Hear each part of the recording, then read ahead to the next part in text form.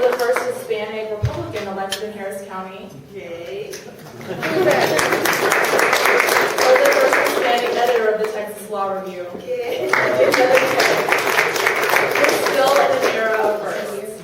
And many individuals in this room have helped break barriers so that our generation doesn't have to stay in the era of firsts. We can take so much wisdom from the wealth of experiences of people in this room. So during today's luncheon, I challenge the students to ask attorneys how they got there. What did they do? What advice can they give you? Continue to make those networks and to make contacts. Because with their help and guidance, what our generation can achieve is limitless. So now I want to invite Steve Alamon, president of MAVA Texas, to say a few words before we eat. But everyone please start your salads.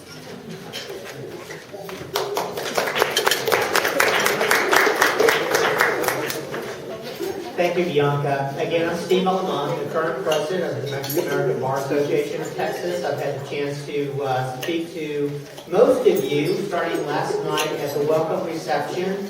Again, I want to acknowledge Lulu Flores for helping secure the venue, which I thought worked out very nicely. I also, again, want to acknowledge Grace Giuliani, the law firm sponsor of the welcoming reception last night.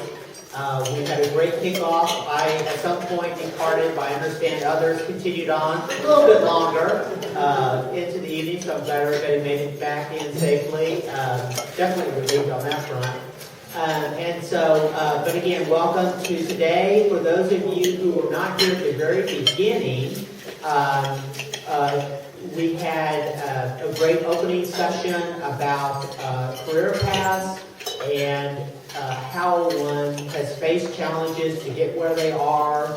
And I think, as Bianca just said, don't feel bashful that that's the only time that we have for you to talk about how do I go about this, where am I going, how do I become the lawyer I want to be. We're here throughout the day to share experiences with one another, talk with the lawyers, talk with the judges that are here. I just want to say just a quick thing about MAVA Texas a little bit more. MAVA Texas is a voluntary bar association, like many bar associations here in town, in your hometown, across the state, across the country. MAVA Texas has many trailblazers, and I'm just happy to play my little part for 1 year in its leadership. But basically, as you probably know, in our larger metropolitan areas, we have Hispanic bar associations. They may be called like Hispanic Bar Association of Austin here locally, or they may be called Mexican American Bar Association of San Antonio, MAVA San Antonio. But what we realized was that all of our communities are only stronger by coming together, by being united. And so MAVA Texas is sort of an umbrella group that brings together all of these local bar associations of Hispanic lawyers. Now, of course, in some parts of our state, we don't have a specific Hispanic Bar Association. I think it was noted like earlier this evening, like, down in the valley, Cameron County or whatever. If you belong to the county bar association, you effectively belong to the Hispanic Bar Association. So, but otherwise, we're still striving, I think, among our goals to get chapters established in West Texas, and I'm glad to see the friends from Lubbock, and maybe we can think about some of those kinds of things here in the time we're still together and build those relationships that will lead to that. But MAVA Texas tries to bring people together on statewide issues of significance, and on those kinds of things that I mentioned earlier in my remarks, that the Hispanic issues section in the State Bar of Texas really can't take on directly because of bar regulation. And we'll hear in a moment as well from Jen Ortega, our current Hispanic Issues Section Chair. But just in general to highlight what kind of MAVA Texas is involved in, we have been trying to do this law student conference over the years. We try to rotate it around the state to the different law schools so that students have an opportunity to get there. We don't want to just, I think Austin's obviously, a good draw, a good place to host this event. We do want to try to spread it around. Some of the other things I hope that we can, for those of you who are 2Ls in particular, and one L. I hope that you're inspired about this event and I hope the success that we're having here to say, I would like to put our school into the rotation and be on that planning committee. So before we go, I'd like to at least have some thought that we have picked the next year's venue and have some students who are going to show some leadership and help with this event for next year already, for the 2013 edition. So I call upon you to think about that, and we can talk about that as we go on through the rest of today. Also, Mama Texas does other things by sponsoring CLE programs, similar to what we're going to be highlighting already today and later today. Contemporary legal issues affecting the Hispanic community. We do a lot of partnerships with other organizations that have similar concerns. Also, one thing that distinguishes Mama Texas is that we will file amicus brief in various cases that are significant to the Hispanic community. We've done that in the past. And for instance, right now on redistricting, we're a party part of the redistricting task force that's bringing the litigation to see that fair representation occurs in the House and Senate of Texas, as well as the congressional delegation that Texas sends to Washington, D.C. And I was the party representative at the most recent two-day hearing in San Antonio earlier this month on behalf of Mama Texas, as we're part of that litigation and trying to ensure civil rights for Texas Hispanic voters. So we try to do a lot of things that collectively needs to be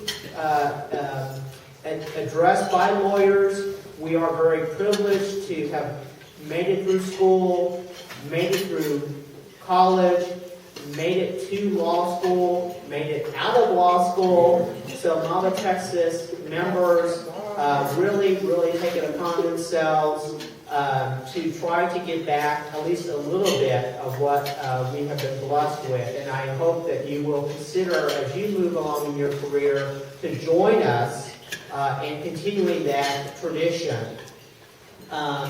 So let me leave it at that for now in terms of this welcome to this event, and we'll continue to network and gather, and I don't want to keep you from your dessert, so let me keep the program going by turning it back to Bianca. People, please be sure to say hello. She is a solo practitioner in Austin in the field of criminal law for the past 6 years. She is the past president of the Hispanic Bar Association of Austin and the current chair of the foundation. She is also the current chair of the Hispanic Issues section of the State Bar of Texas. Please join me in welcoming Jan Ortega.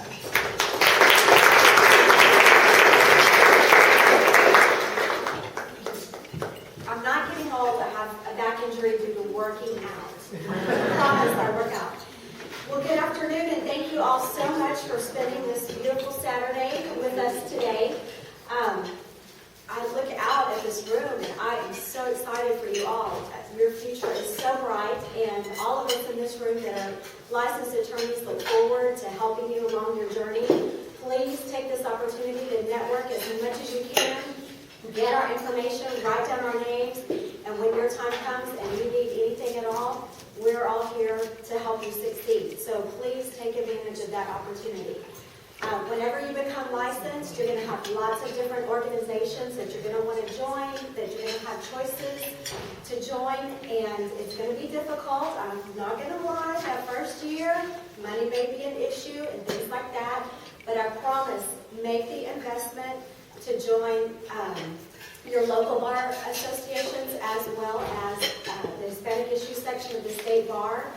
Taking advantage of those networking opportunities and building those relationships and those mentorships, that's going to be the key to exercising the advice that Mr. Herrera gave us earlier. That was great advice, and it is all so true. So build these relationships with other attorneys. Go to the events. Come to things like this.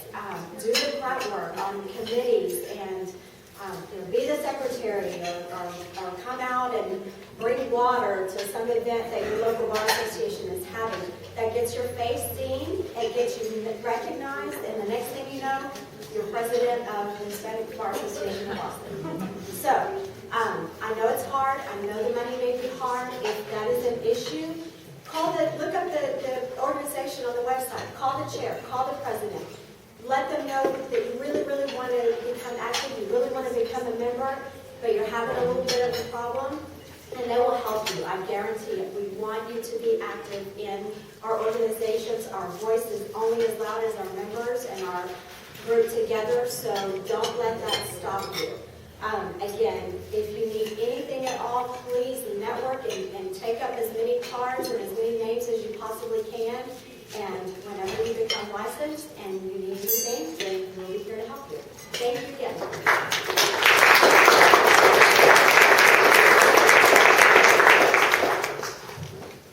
Everyone enjoy your lunch. We will have our keynote shortly.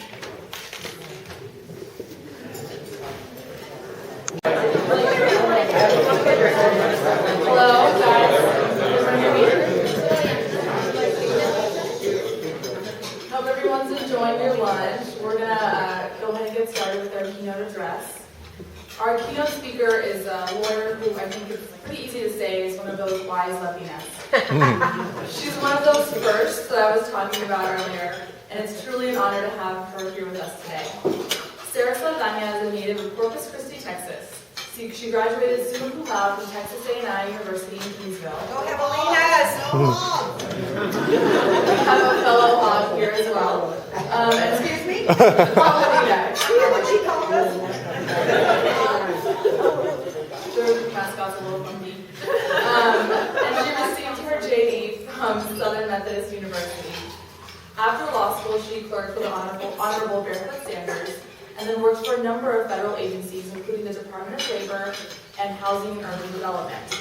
Ms. Saldaña later joined Haynes & Boone's and then Baker Botts, where she became partner in their trial department. She formed and managed their labor and employment group in the Dallas office. In 2004, Ms. Saldaña joined the U.S. Attorney's Office for the Northern District of Texas.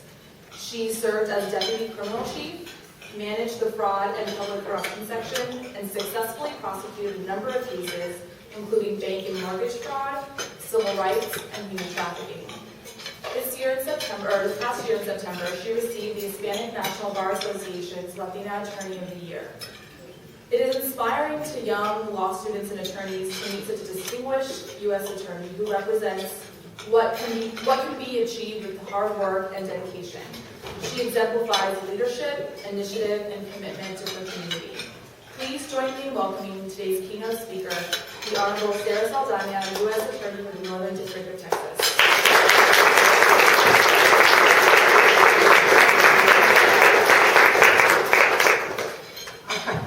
I'm 5'4", that is a little high there.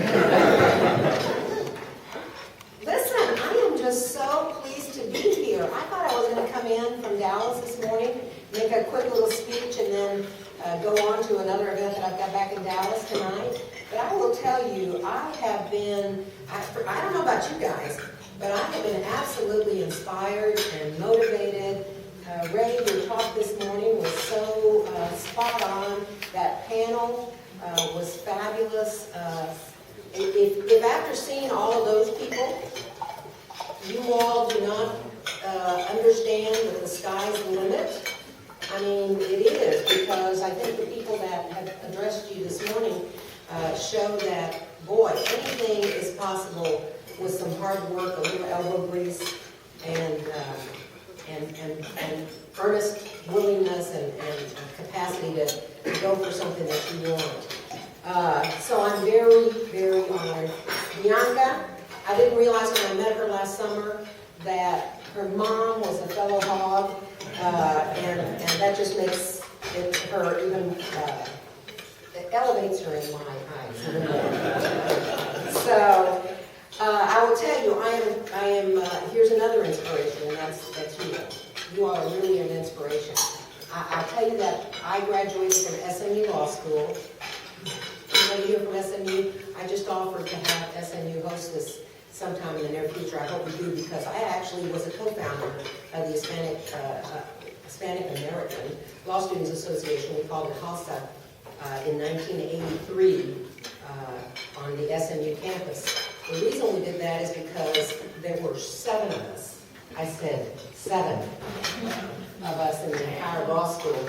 And there's a picture in our yearbook. Yes, we had a yearbook then. I don't know if they do that anymore. But there was a picture in our yearbook of the officers of CASA. It was pretty much everybody that was an Hispanic on campus. So, but it was a great group, and I think I agree with everyone who has already said this morning that association and staying together and connecting with people who are, as someone said, kind of look like you, and support our community is always a good thing. If nothing else, just to have someone to talk to about issues that are common to us all. So that's in terms of the speakers this morning. I will tell you all that you all have chosen the right profession. I am so proud of our profession.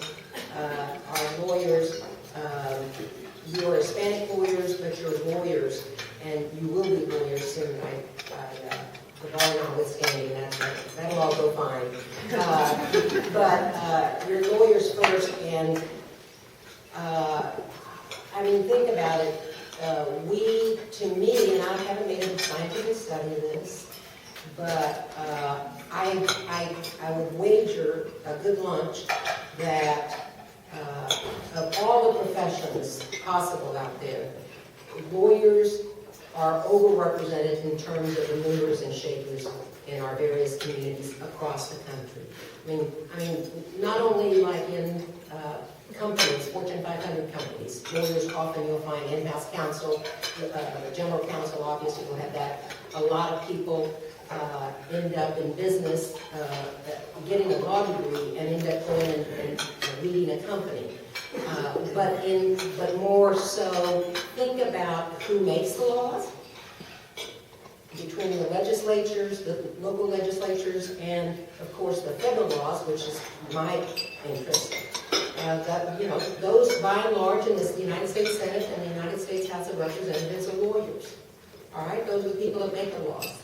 Think about the people who execute the laws. That's the executive branch. People like me, I'm part of the Justice Department umbrella. My big boss is the Attorney General of the United States. Lawyers. So, and then think about the people who enforce the laws and all of the executive branch and other parts. All of these have lawyers represented. In my view, we are in the right profession, and I'm very proud of it. You know, I think that some of the clamor has died down, but we had a period of time when, are there still lawyer jokes? I guess there are. People actually made a bunch of lawyer jokes, but I will tell you, you are in a blessed and wonderful profession. Speaking of, let me tell you a little bit about what I do.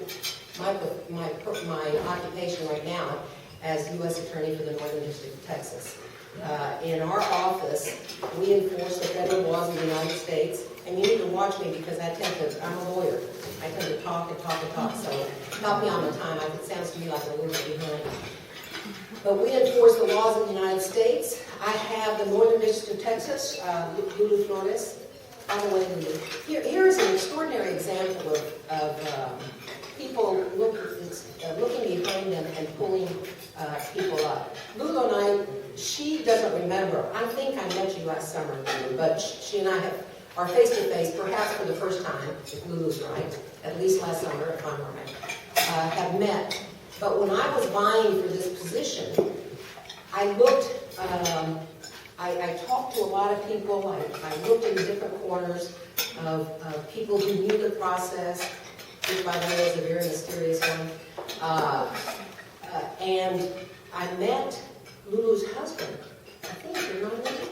Was it? Yes, he did. I don't know how I ended up getting, I think it was through your husband. I met at some event, and he said, well, you want to talk to my wife, Lulu? She's very active. She can tell you a little bit about stuff. So we emailed each other back and forth for months and months and months, never having met. I provided her my credentials. I think I have a little bit going for me. And she believed in me, never having met me.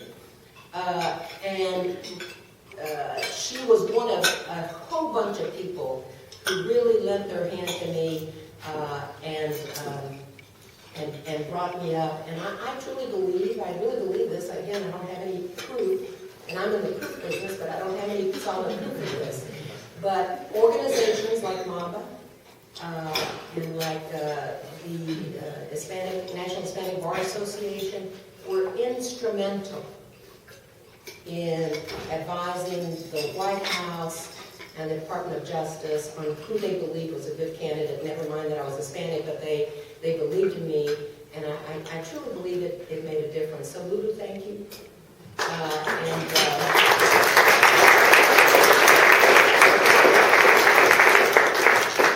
I mean, total stranger, I'm just always so impressed by that. So anyway, we enforce the laws of the United States. Let me tell you a little bit about the process for those of you who might be interested in, I don't think Judge Brado is here anymore, but like the federal judges, United States attorneys and United States marshals must be nominated by the President and confirmed by the entire United States Senate. So you have to go through a series of interviews, more interviews and more interviews. You have to disclose every fact of your life. The paperwork that I had to complete was, it went back to my 18th birthday. And when you're my age, that's a lot of years. And you have to disclose everything. There's a public part of the questionnaire, and then there's a confidential part of the questionnaire. The public part actually gets posted on the internet as part of this, transparency process. Fortunately, the confidential part does not. It's your specific finances, but there's a question at the end. This is so interesting that says, please let us know if there's anything in your past life, that you believe might bring some embarrassment to the president or to the senators who might be recommending you. And so I did have something to put in there. I'm not going to exactly disclose it, but it just gives you an idea of if you're going for this position, or United States judge or United States marshal, be prepared to be an open book, because that's exactly what's required. So you put your hat in the ring. You make your contacts with people in the community and talk about networking. Some people don't like that word. Where is Emma?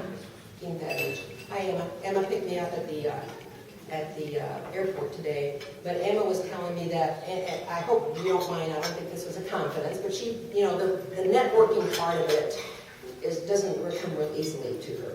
So forget the networking part. Just meet people. Does that feel better? Meet people? Forget the networking part. Just look people in the eye, meet them, talk to them, tell them about yourself, listen, learn. All of that is wrapped up in the N-word, networking, but it is an important thing, vital, because I had practiced, I guess it was 25 years when I was first recommended by the senators to the White House. I've been practicing 25 years, and they talk to everybody. A United States senator is not going to recommend you if something about you comes back and reflects negatively on them for taking that position. So it was a little extraordinary in my case. Google this, you will find a long story there. Unfortunately, it all worked out, but I was recommended on October 7th, 2009. October 7th, 2009. Not that it was significant in my life, but I remember the date exactly. And then by the senators to the White House, and then the White House had to act on it, and it took until March of 2011, last year, that the White House actually nominated me for the position. Once that happened, with the senators who were already supporting it, once that happened, the process went pretty well. I had to go before a committee first, a Senate committee, and then they did a nice little, how do you call it? It was like a calendar vote. I didn't have to appear before the Senate. They put me on a consent calendar, that's what it is. And the four of us, including your United States Attorney here in the Western District, Robert Pittman, extraordinary man, wonderful person. I love there's 4 of us in the state of Texas, and I love my colleagues, they're great people. Were confirmed on the same day, and my call came on September 29th, that the Senate had accepted the president's nomination, and I call our chief judge, who's the person who swears me in, and I'm like within 5 minutes of my getting that notice, and I said, please, Your Honor, could we get this sworn in quickly as possible before anybody changes their mind? And he accommodated me, and it's been a whirlwind ever since. But it's a rigorous process, and but it is. I think I've heard a couple of people who are in the prosecution business, and I'll talk about that in a minute. But who were in the prosecution business? I think I heard a comment this morning about it's the best job I've ever had. This is the best job. This is the best job. And with all due respect to my counterparts in the state system, there is nothing, I repeat, there is nothing more exhilarating and a point of pride than to stand before 12 citizens in a jury box and saying, my name is Sarah Saldaña, and I represent the United States of America. I mean, is that too cool? That is just too cool. I mean, it just gives me chills every time. And I've gotten a chance to do that as a prosecutor over time. But the U.S. Attorney's Office, I'm in a different perch now. I'm actually over the entire office. We've got over 200 people in our office, cover 100 counties in the state of Texas, all of North Texas. From here, we have another, my principal office is in Dallas, that's where I sit. But I have an office in Fort Worth. I go over there on occasion. And then Lubbock, a little bit less. Lubbock, Amarillo, Abilene, San Angelo, all that area is part of the Northern District of Texas. And we have both a civil side and criminal side. We have over 100 attorneys. There are about 17 offices of the 94 United States Attorney's offices in the country. There are about 17 of us that are extra large districts. That's lawyers, having lawyers, over 100 lawyers in an office. And we go like gangbusters. We, on the civil side, represent the United States when employees in the United States get sued, for example, which is not often because there's a doctrine actually that discourages that, but on occasion you can sue the United States. For example, in discrimination cases, we would represent the employees of the agencies. On the criminal side, any criminal statute in the United States, we have. And it is as broad as you can imagine. If it gives you any idea, our sections in our office are violent crimes, that's bank robberies, assaults, murders of, for example, a prison guard in a federal institution, that would come under our purview. Violent crimes is one area. Specialized crimes is human trafficking, which is one of the things I specialized in. Public corruption, a very important part of the work we do on the federal side, is ensure that public officials comport themselves properly, ethically, and then so that's public corruption, and then we have the organized crime, which is drug rings. And at the federal level, we don't so much focus on small drug transactions. We focus on conspiracies and cartels, and it's dangerous work. And I would take just a moment to say the federal agencies we work with and the federal agents we work with, the Federal Bureau of Investigation, the United States Secret Service, Department of Housing and Urban Development, obviously the FBI. These, the women and men who make up those agencies and who work around the clock make each of you safe and your families safe. And in my personal belief is that we don't give them enough props because they tend to work obviously a little under the radar. And when there's something good that happens, you don't typically hear about it. When there's something that goes awry, you hear a lot about it. But they are dedicated servants. I'm so proud to be associated with them. And every chance I get, I try to recognize them because I think they're such an extraordinary group. Just a little bit about my background. And the stories are also similar. I mean, not similar, they're all very individual, but but I am the youngest of 7. I didn't beat you, the youngest of 12, but I'm the youngest of 7. I have 4 brothers. How many do you have? We're 3 brothers and 8 sisters. Okay, well, all right. I have 4 brothers. Okay, so I'm tough. I can take anybody, and I'm the youngest of the 7. So, we'll meet outside if you want to take something up with me. But we were poor too. I mean, poor, and probably we were worse than poor. If is there a term for something worse than poor? There were times when we did not have food, and we go to bed hungry. But you know what? I agree. Ray, you may have said this, I don't remember more. Turning negatives into positives. I really believe that of the 7 of us, I'm very proud of this fact, all of us have high school degrees. One of them had to get a GED because he went into the Navy very young, but he ended up getting a GED. 5 of us have college degrees, and 4 of them have more than one college degree. I have a BA and a JD. I have a sister who is a lawyer also. We never had lawyers in our family. My sister and I, she went to this little school, University of Texas Law School. She and I always would compare notes during law school. I'm biased a little bit. I probably shouldn't say this given the crowd. But, SMU is a smaller school. And we had pretty good one-on-ones with our professors and stuff. But Monty and I both made it through law school, and she's a judge in Nueces County. So education was very much an important part. And we didn't have anybody. My dad was pretty much in and out of our lives. My mom was essentially a single parent. She was a homemaker until the 7th child came along. And then it was important. Somebody had to feed us. And she went and got a licensed vocational LVN degree. And LVN is, I think it's a junior college. Man, I'll tell you what, when I think back, what she must have gone through, I'm so proud of her. And a little bit of her, I think, you will see in me. I mean, we're just these people that, got to get it done, whatever it takes. So she was a nurse. She helped us all. But my point being, Ray, that I think it made us tougher.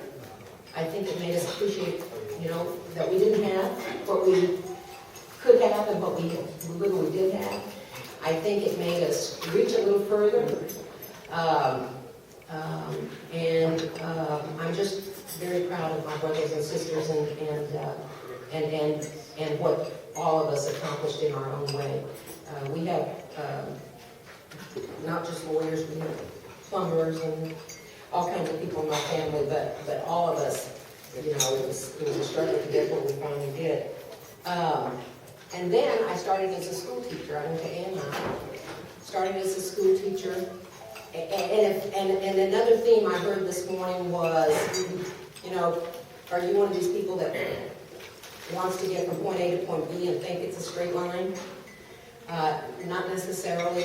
I think I heard some stories about this morning, and certainly my life is that way. I thought I'd be a school teacher forever. It's a very proud profession, a wonderful profession. But it didn't happen that way. When you get paid $7,000 a year as a school teacher in South Texas, it actually ended up going from South Texas to Dallas. Dallas was the highest paying school district in the state at the time, 1973. And $7,000 a year, and just didn't make sense to me. So I went into government service, starting with these agencies. I was an investigator for EEOC and did several different things with different agencies. But I was in a hotel. I remember I was traveling. I was working for the Department of Labor at the time. I was in a hotel. This is how planned my strategy was. I probably shouldn't be saying this because I probably should be encouraging you all to have a plan. But what I'm suggesting to you is life sometimes doesn't take you in a straight line. And with me, I'm in a hotel room. I remember this so distinctly, in a hotel room, and I'm watching this panel, and there's a guy that's a lawyer, and he's got it together, and he's talking about legal principles and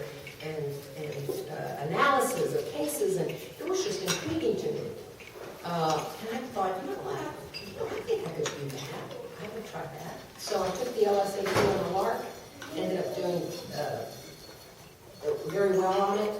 And from there, enrolled in SMU. My sister took the same path, same year. Neither one of us told the other that we were taking the LSAT. And then we both get passing grades, so we were like, hey, I'm going to law school. What? I'm going to law school. So it's remarkable. But then I went to law school and I said this. So listen to yourselves as you graduate and start considering what you're going to do in the future. I said, all right, I'm going to law school, but I'm going to be a desk lawyer. I don't want anybody to bother me. I want to be all by myself in a corner. I want to just do my thing with the transactional work. And then I clerked with a federal judge. I saw lots of cases, and I thought, you know what? I think I will. I forget the desk lawyer. I think I'm going to be a car lawyer. But the one thing I know I'm never going to do is I'm just going to fight over money. I'm going to do civil work. Fight over money and property. I'm never going to get in the business of criminal work where a person's life or liberty is at stake. And of course, then the U.S. Attorney's position came along, and that's exactly what I'm doing now. So all I'm suggesting to you is keep an open mind. As we said this morning, I'm kind of repeating some of that. Keep an open mind, and there are opportunities everywhere. Sometimes you can't see them very well, but take advantage of every one, and regardless of whether it's precisely what you thought you had in mind, because everything builds. What I learned as a school teacher in front of 8th grade kids, teaching English, the last subject 8th grade kids want to learn, it was fortitude and stamina to be able to stand in front of kids, 32 kids, and try to teach them something they weren't particularly interested in. They wanted to do other things.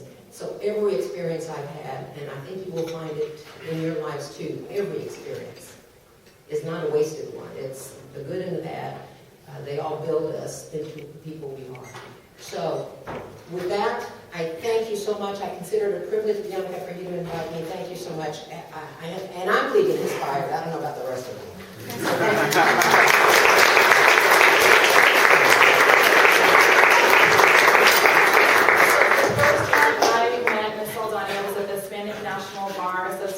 Convention in Dallas this past September when she was awarded Latino Lawyer of the Year. And they had this fabulous reception at what I consider one of the holiest places in the world, at the new Jerry World in Cowboy Stadium. And Saldaña addressed the crowd, but when she came out, she was wearing Tony Romo's jersey, which I thought was fantastic, that we shared a mutual love for the Dallas Cowboys. So we wanted to say thank you by sharing our love for the Texas Longhorns.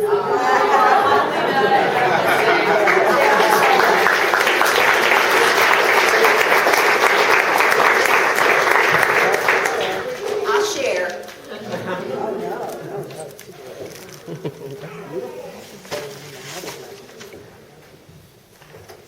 Well, thank you. There's, again, inspiring words, and great to see how much success can be accomplished from so many different pathways. And we look forward to your continued service to the United States and to those of us here in Texas. Thank you. We're winding down the luncheon program. I just have one other little bit of business to do right now, which is to hand out a few checks, if you don't mind. We hope that just the fact that we've brought you all together as law students here has been good enough. I think it is. I hope that this program has been what you were expecting, and well, maybe hopefully even more than what you were expecting in terms of the chance to meet other students. Again, kind of hear about your what might be in front of you and how to take that on. Share your stories with other law students, meet lawyers. But we also wanted to, and we know that there is a financial aspect to going to law school, obviously, and it gets more and more expensive, I suppose, every year. And while what we have to award isn't, in the big sum of things, probably all that much, it might cover one or two textbooks, perhaps, I don't know, at the cost these days. But we did want to at least give out a few scholarship awards, and I want to start by, before I do that though, and thank in principle one of the committee members, Russell Ramirez of Austin, a lawyer here, who helped with the screening of all the applicants. I want to thank all of you who applied for our MAVA Texas Foundation Scholarship. I should note that we have MAVA Texas, but we also have a corresponding 501c3 organization, the MAVA Texas Foundation, which is actually a separate entity for the purpose of educational purposes. I mentioned earlier that we get into a lot of political and legal fights as MAVA Texas, and so to keep the IRS issues out of the way, so we never have to worry about being in court on something with IRS, we have two separate branches basically of MAVA Texas, and the foundation is exclusively about educational services and scholarship funding. So our foundation currently is chaired by Benny Augusto of Houston, who is actually also the president of the Hispanic National Bar Association. And he, unfortunately, is not able to join us today. He was hoping to join us. And you may have heard it alluded to earlier, the checks were on their way from Houston. He did sign the checks in time to get them to me. So we are prepared to move forward with that bit of business. Let me just tell you again that I want to appreciate everyone who did apply for the scholarship. All the applicants that we saw were very deserving. I hope actually first I'll have to say sadly that we can't give an award to everyone who did apply at this time. I'm hopeful though through supplemental fundraising that while your application may not have been, we're able to fund your application today, I'm going to keep those applications on file and we can make a supplemental award at some other point. So don't be totally discouraged if I am not able to call your name today. But without any further ado, is Alejandro Avila here?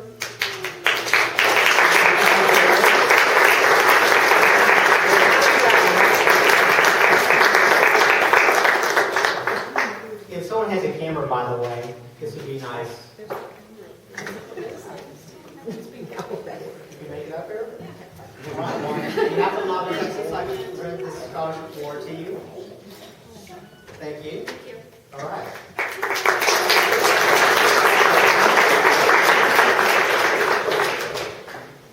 Julia Gandara.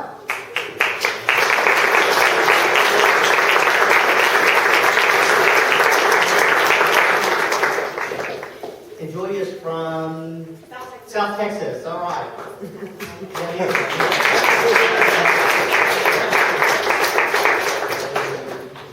Very good, thank you. Samantha Jarvis.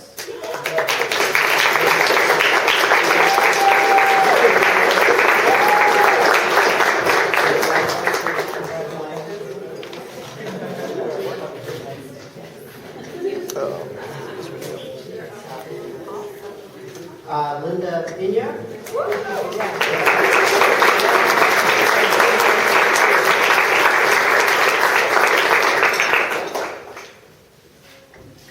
University of Texas? Yes, sir. All right, very good. Well, congratulations. And let's see here. One name for right now, Carlos Ramos.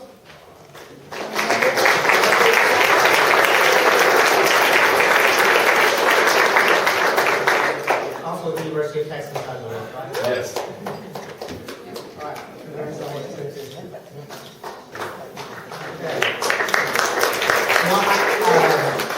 I'm not aware of the name, but I've been informed that unfortunately Elizabeth Lopez is under the weather today and can't join us, but she was another recipient, so we'll present her check formally to her at another occasion.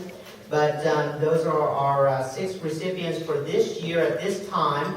But again, we did receive a lot of outstanding applicants, and I want to let those whose names I wasn't able to call right now to not despair too much, but we'll see if we can't somehow supplement the amount that we have for this event and carry those awards over. And we'll notify you as soon as we can that we're able to present something to you, because I don't want anyone to not leave with something.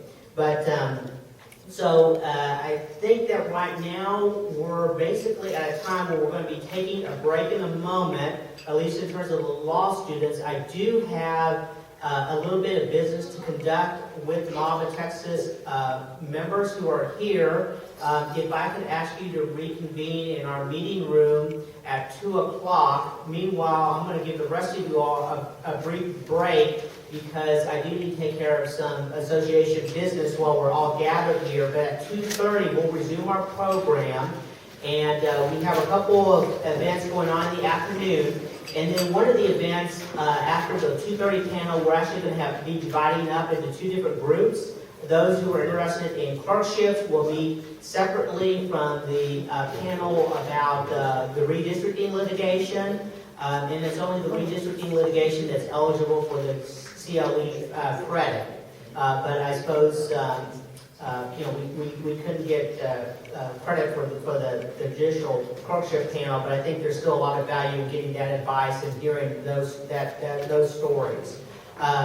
Also, I want to let you know that we are also doing a little raffle, and I think we mentioned this earlier. If you do have a business card or if you want to put your name on a slip of paper and your law school affiliation, drop it off at the registration table. And also, don't forget to take a look at the HIS displays, bank issue section display down the hallway, as well as remember about your t-shirts that I showed you this morning and pick out your size.